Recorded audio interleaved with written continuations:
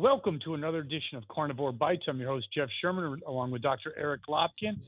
And as usual, coronavirus is dominating the news, but there's another story that's really kind of creeping up, isn't there, Dr. Lopkin? It is, and I mean, I'd like to say it's creeping up, but the fact of the matter is most of the mainstream media is brushing it under the table. And that is the sexual assault accusation of Joe Biden. I would agree. It's such a stark contrast to the Supreme Court hearings where, Ford, the accuser, you have to believe anything a woman says. I mean, it got to that level. And now, besides Fox, CNN, and Emma won't even mention it. No, and it's even more frightening because the accusations against both Donald Trump and Kavanaugh were that there was sexual contact. And that was where it ended.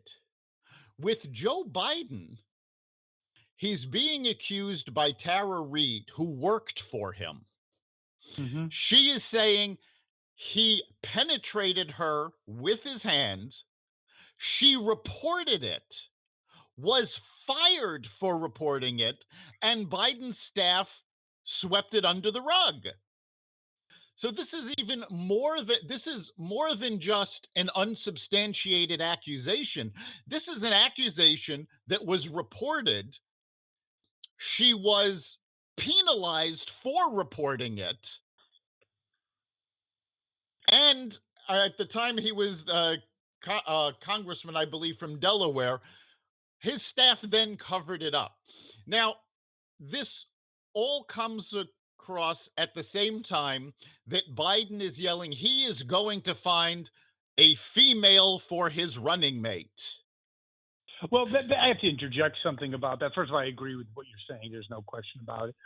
But Biden has completely lost any kind of self-governance. It's all opportunistic gibberish. I don't know if he's even in charge or even cognizant of what's going on in his campaign, but Joe Biden of 20 years ago was pretty palatable. I mean, he was pretty middle of the road. I mean, he's got no center. It's just all whatever's expedient.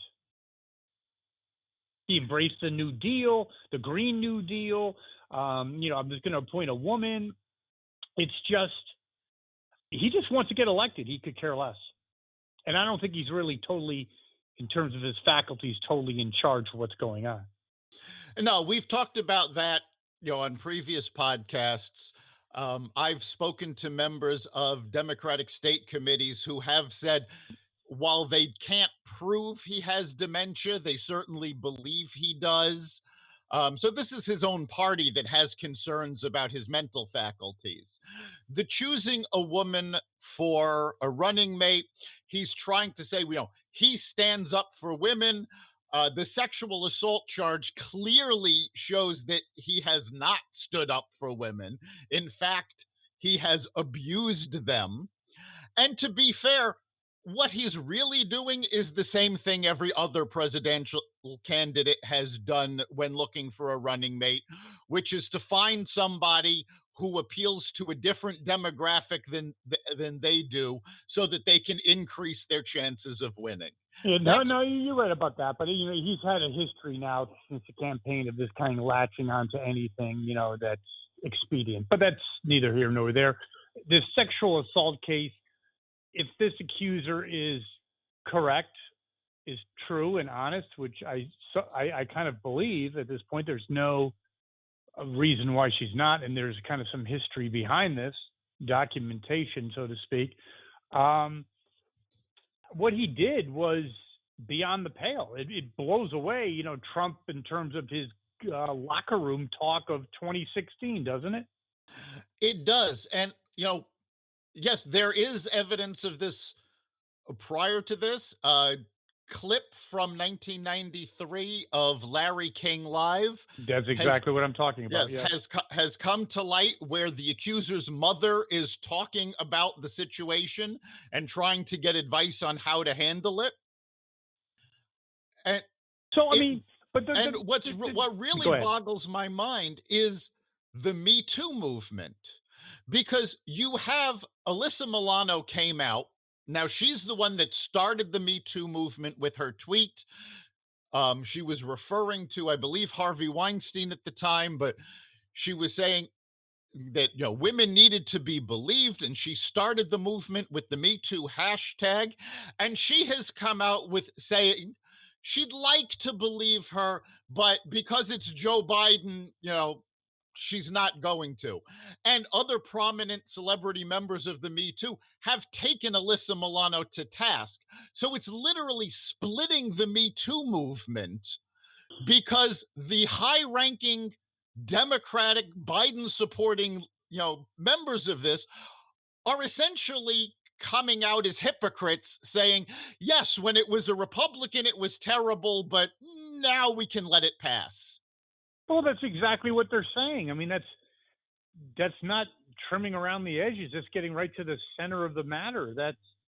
That's what they're doing. I mean, if this was Trump, God forbid, in let's say 2005, he did that or something, it would be 24/7. I mean, it really does point to the bias in the media. It also points to the bias in the electoral, the elected officials.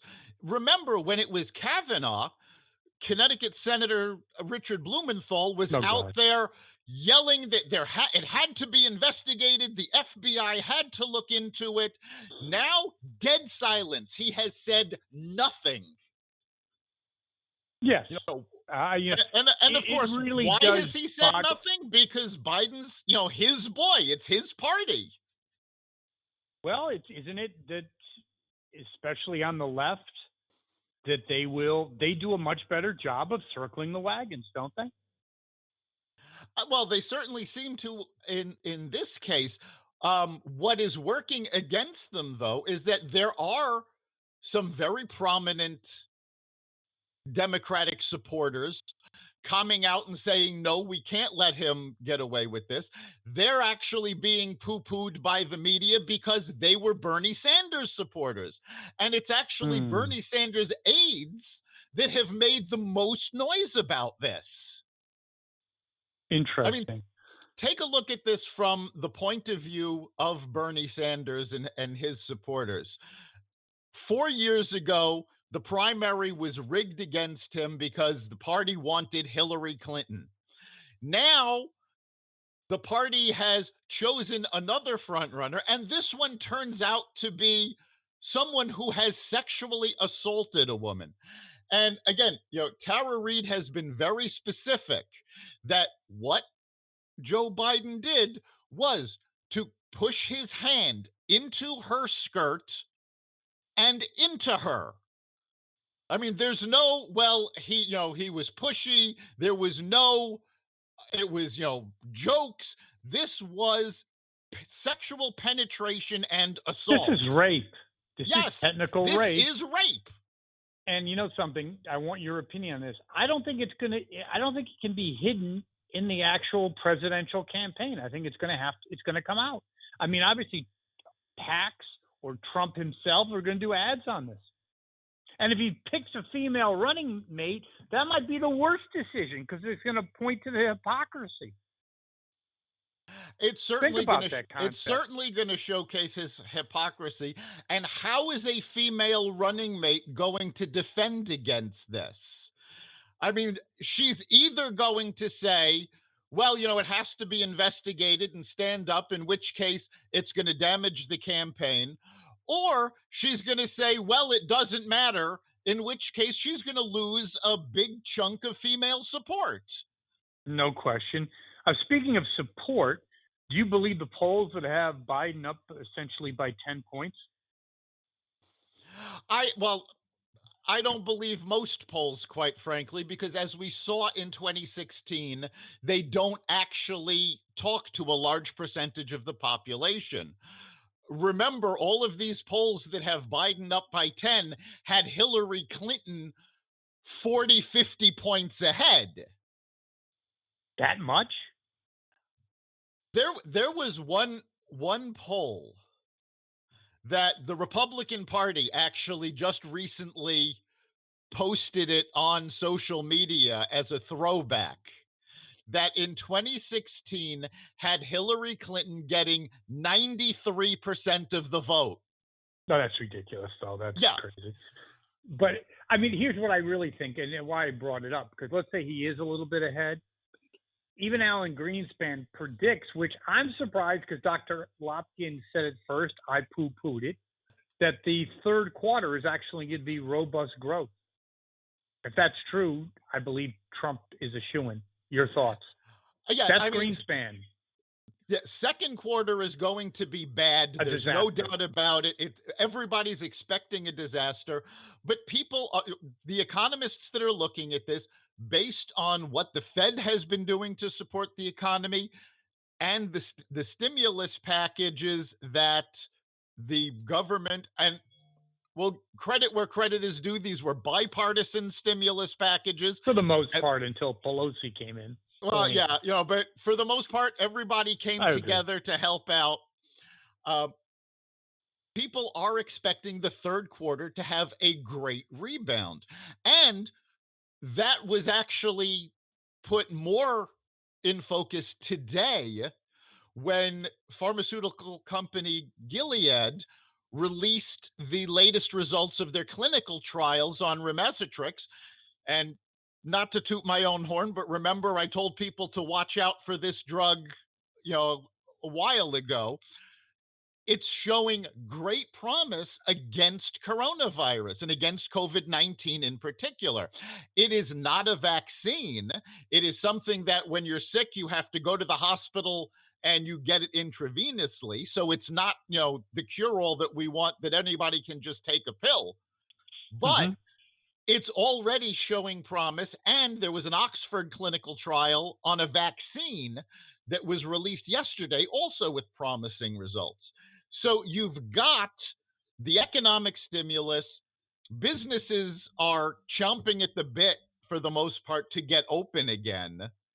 You've got on the health horizon, possible vaccine, possible treatment. I'm thinking real quick. I think the vaccine, which I thought was not going to happen, I think it's going to happen quicker than we believe. I really do believe that. It's wishful thinking. I get it, but I really do believe that's going to happen.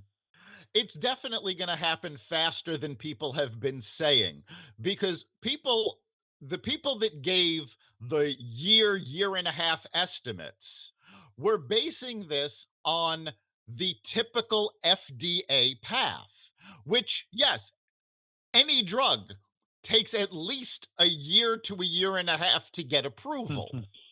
The FDA, however, is streamlining this for COVID because it's so important to get this done as quickly as possible. So you have this rare situation where the scientists, the business community, and the government are all rowing in the same direction. What is your estimation on a vaccine, which will be the game changer? Wouldn't you think? I don't know that I can make an educated guess on that, because it's all reliant on how the clinical trials go. I think process-wise, they've streamlined it to the point where we can have something by November or December. But that's only if the clinical trials are strong, the data is strong, and it's submitted to the FDA quickly. So, there's still a lot of uncertainty with that. No question. Now, back to our original point, the accusations of sexual misconduct, how big of an impact is it going to have on Biden from 1 to 10, 1 being almost nothing, 10 being huge? I'm going to say it's going to be an 8, because you're going to have diehard Democrats defending him, poo-pooing the claims. Also, they'll be saying, well, nobody cared when Donald Trump did it, so why should we care when Joe Biden did it? But once COVID-19 calms down and that's not taking up 3/4 of the evening newscast. And once we get past the political conventions and the commercials start airing from the PACs, the super PACs, and the candidates themselves, there's going to be no way for Biden to hide from this. I would agree with that assertion. Um, yes, I do agree with that. We talked about Trump's chances. What do you peg it at this point? Right now, I'm still pegging it at 60%. A lot of that depends on how quickly the economy bounces back, how quickly people can get back to work, and just as importantly, how quickly they feel safe going about their daily lives because of COVID-19. Right now, with everybody rowing in the same direction, I keep him at 60%. It could go higher if the economy opens up quickly, there's no big resurgence of COVID cases, and the economy bounces back strong. I would agree. And the final thought is debates. Is it going to happen? I think the Democrats and the Biden campaign is going to do everything to stop that. They're going to have debates. Biden can't say he's not going to debate. It makes him look weak. It may be interesting because you may have these debates conducted via Zoom and WebEx rather than having the two of them on a stage. Well, I think they can be both on a stage just without an audience. I think that's fine. They can both be tested. That's fine. That's possible too. My point to having it virtually, though, is if you remember Hillary Clinton's complaints about the debates, having it done virtually will actually work in Biden's favor because one, he'll be able to not be in physical proximity to Trump, which Clinton herself said was intimidating. And also, if it's done virtually, he can have his handlers just off camera feeding him information so that he doesn't screw up as badly. I would agree. I think if it's mano on mano, it's live, I think that 60% that you outlined, if things, as we talked about, kind of even out, I think it goes to 70. I think he's a highly flawed candidate. I know I'm a little bit, biased, but I think the Democrats are a little scared. That's why even in the last announcement, it was his wife that was talking and he was just on the sideline. Yeah, they're doing their best to actually keep him out of the limelight. Something I did come across just recently that actually can work in Biden's favor. And we've talked about this person on the podcast very favorably in the past. Right now, it looks like the front runner for his running mate is Amy Klobuchar. She could be good. And the funny thing is, Biden actually made a comment a few days ago saying the most important thing to him in picking a running mate was he had to have somebody who was capable of being president. And of course, that is absolutely crucial because clearly he's not capable of doing the job himself. No, he's not. I think if he picks her, that elevates him tremendously. I think there's that person from Georgia that's not going to help him at all. But Klobuchar, who should have won, by the way. I mean, yeah, she's really the candidate the Democrats should have rallied behind. She's the one that she was a much more moderate candidate. She was not a left-wing wacko. And quite frankly, I still say of all of the Democrats that were in the race, she had the best shot of beating Trump. No question. My last question is, why did that not happen? Do you think she just got swept up because at that time, the gang, the tribe, whatever, was kind of setting the agenda, and she just wasn't liberal enough? I think part of the problem was that she wasn't a progressive. She is a moderate. And the Bernie supporters, the AOC squad supporters, they didn't want to hear from that. They did not want to moderate. They wanted someone that swung all the way to the left. And I think the other thing that worked against her was the fact that there were so many people jumping into the primary. Exactly. Yes, I think she could not get traction to stand up above the crowds. I agree with that. I think she got traction towards the end, but it was too late. Yes.